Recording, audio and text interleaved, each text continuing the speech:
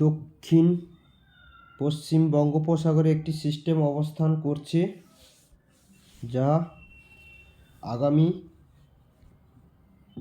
24 থেকে 36 ঘন্টার মধ্যে গভীর নিম্নচাপ, পরবর্তীতে অতি গভীর নিম্নচাপ তৈরি হতে পারে। এটি পরবর্তীতে আরও শক্তি বৃদ্ধি করে ঘূর্ণিঝড় ফিনজালে পরিণত হতে পারে, যা সৌদি আরব নামকরণ করেছে। এটি উত্তর পশ্চিম দিকে অগ্রসর হয়ে শ্রীলঙ্কার পূর্ব দিক দিয়ে ভারতের মূল ভূখণ্ডে চেন্নাইয়ের নিকট এসে অভিমুখ পরিবর্তন করতে পারে আগামী 28 তারিখ বৃহস্পতিবার। রেখাচিত্র থেকে স্পষ্টত বোঝা যাচ্ছে এটি পরবর্তীতে ভারতের মূল ভূখণ্ড থেকে খানিকটা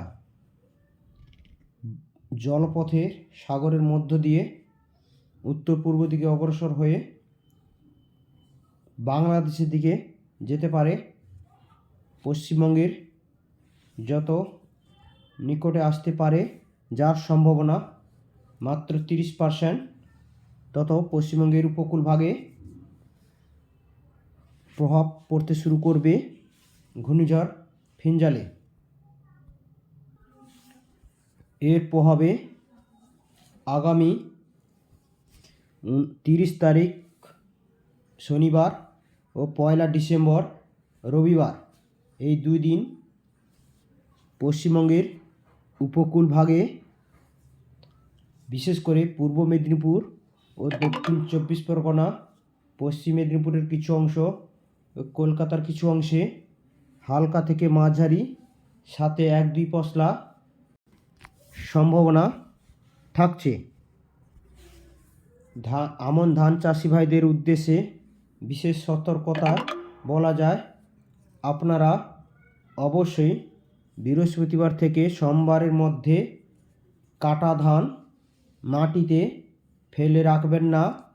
বিশেষ করে পূর্ব মেদিনীপুর ও দক্ষিণ 24 পরগনা ও পশ্চিম মেদিনীপুর জেলার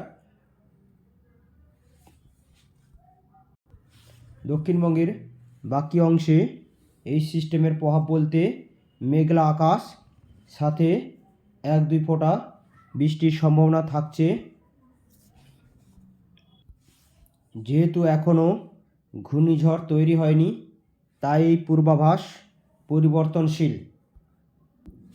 আপনারা এই চ্যানেলের সাথে থাকুন, যথাসময় পরবর্তী আপডেট এই চ্যানেলে দেওয়া হবে।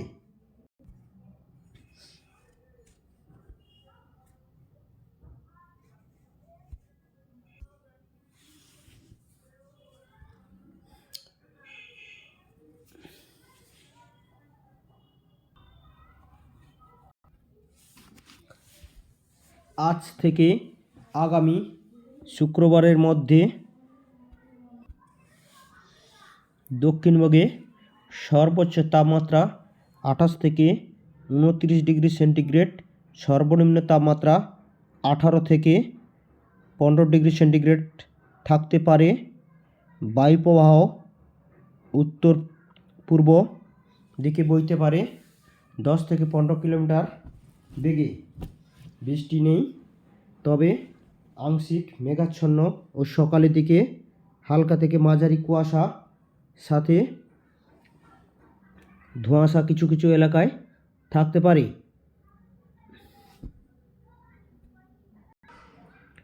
আগামী কয়েকদিন তীব্র শীতের সম্ভাবনা নেই। ধীরে ধীরে সর্বোচ্চ তাপমাত্রা একই থাকলেও সর্বনিম্ন তাপমাত্রা বাড়বে। আগামী শনিবার ও রবিবার, এই 2 দিন সর্বনিম্ন তাপমাত্রা থাকতে পারে 19 থেকে 22 ডিগ্রি সেন্টিগ্রেড এবং সর্বোচ্চ তাপমাত্রা 25 ডিগ্রি থেকে 27 ডিগ্রি সেন্টিগ্রেড থাকতে পারে, যা সারাদিন শীত অনুভূত হতে পারে। সাথে 2 মেদিনীপুর ও দক্ষিণ 24 পরগনা বেশি বৃষ্টি হতে পারে। এই সিস্টেমের প্রভাবে দক্ষিণবঙ্গের উপকূলভাগ তথা সুন্দরবন এলাকার কাকদ্বীপ, সাগরদ্বীপ, পাথর প্রতিমা, হলদিবাড়ি, দীঘা, রামনগর, কাঁথি,